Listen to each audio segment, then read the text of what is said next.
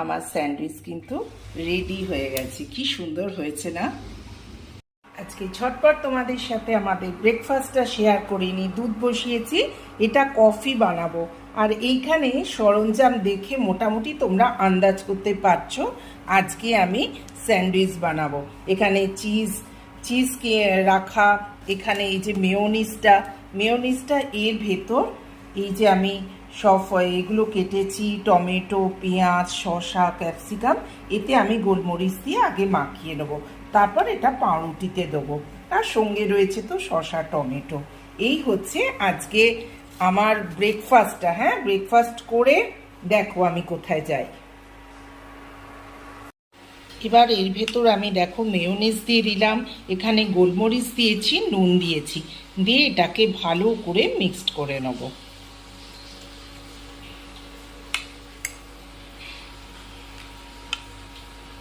এবার এটাকে প্রিহিট করতে বসিয়ে দিয়েছি, আর এখানে সাজিয়ে নিলাম। দেখো প্রত্যেকটা সমানভাবে সাজিয়ে নিয়েছি। এবার এর ওপর গ্রেট করে দেবো চিজ।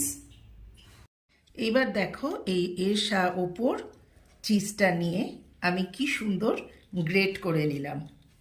এইরকমভাবে একটা হয়ে গেল। এইভাবে চিজগুলো আমি গ্রেট করে তারপর আমি স্যান্ডউইচ বানিয়ে নেব। কি দারুণ লাগছে না?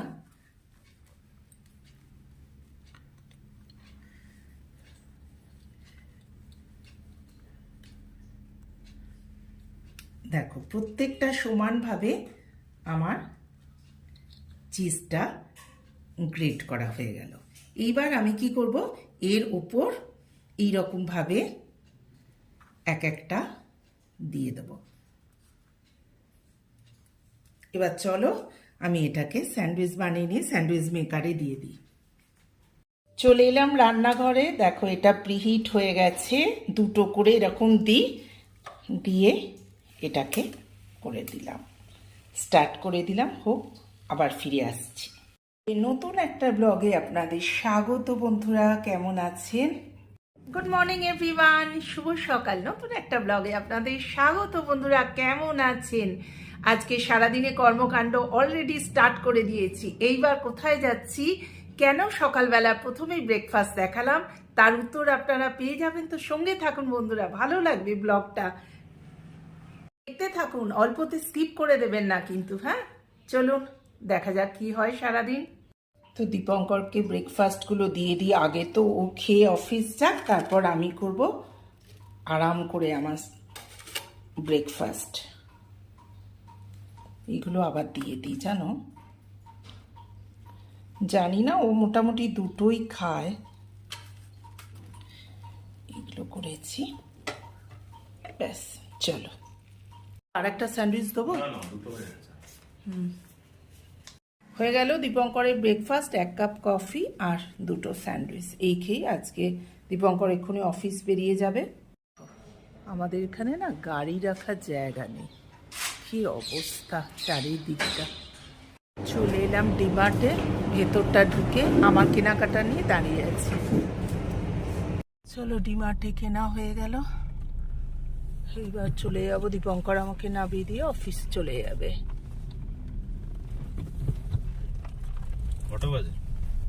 জানি না, দেখছি। চলে এলাম ডিমার্ট থেকে। কি কি আনলাম তোমাদের সাথে শেয়ার করি। এই সব গাড়ির জিনিস, গাড়িতে লাগায়। আমাকে নামিয়ে দিয়েই চলে গেল দীপঙ্কর, দেরি হয়ে যাবে। একটা পনির, এই যে এগুলো বেসিনে দিই। টুকটাক জিনিস ছিল, কিন্তু সেই আমাকেই যেতে হবে, চলো একটু সঙ্গে। আমি বললাম ঠিক আছে। দেখো পিয়ার্সের একটা লিকুইড সোপ আর ইয়াগার্ট, এইটার জন্যই ওর বেশি যাওয়া। কতগুলো নিয়েছে দেখো।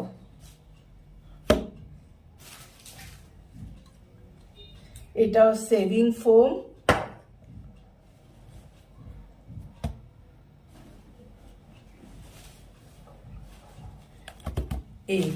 এই একটা ব্যাগ হলো, দাঁড়াও আর একটা ব্যাগ।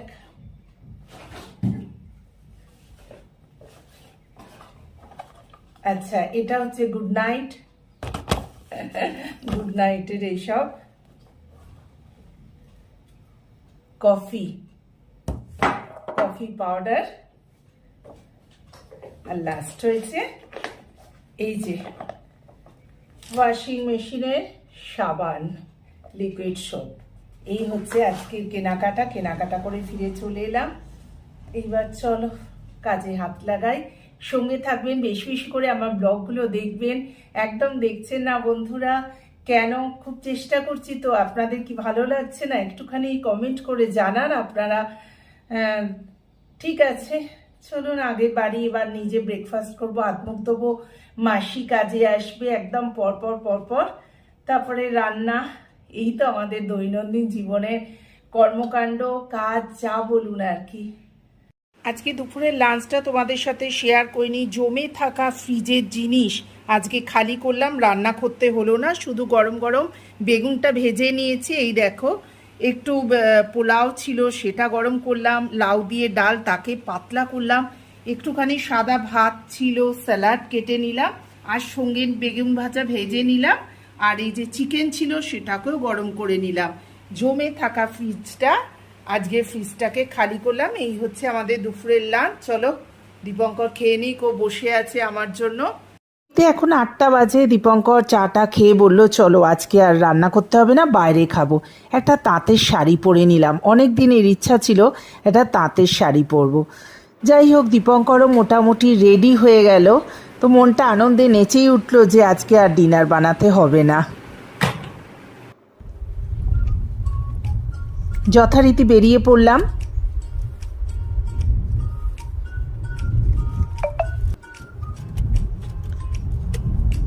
সামনে একটা বেলুনওয়ালাকে দেখে আমার একটা কথা মনে পড়ে গেল। দীপঙ্কর একটা কাজে একটু গিয়েছিল, আমি গাড়ির মধ্যে বসে দেখছি কত আশা নিয়ে সারাদিন ধরে এখানে বসে আছে এই বেলুনগুলো বিক্রি হওয়ার জন্য। একদম ছোটবেলার কথা মনে পড়ে গেল, কি কষ্ট বলুন। যাই হোক, আমরা চলে এলাম হোটেলের সামনে, একদম পার্কিং ফুল, তাই জন্য গাড়ি রাখতে গেছে পেছন দিকে।